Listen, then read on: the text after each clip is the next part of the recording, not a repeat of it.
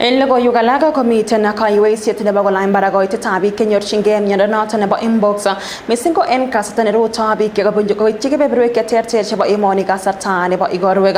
Kosubkei ak Elizabeth Kipton ine ko director nebo public health en county nebo Nakuru komwa kole akoi en nguni ko biik 4 chekokonyorchigei mionoton ole kamach ketik chebo karisiek ak kiprutoinik koek keribegei en kasarta nerutoi koititoi kebeberwek cheterter.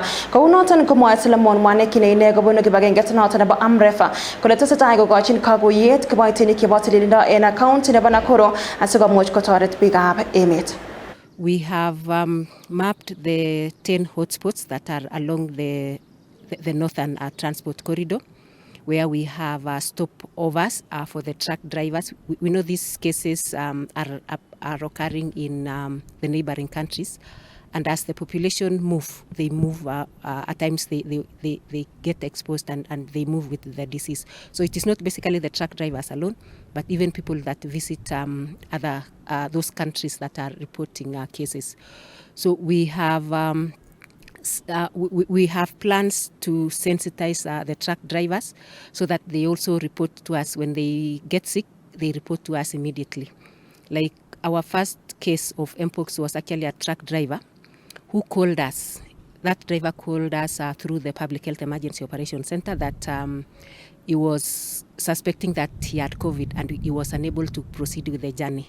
So we had to pick him from Kikope area and brought him to isolation center. So we are sensitizing them through the associations and through the stakeholders that we are working with to ensure that they are able to report immediately.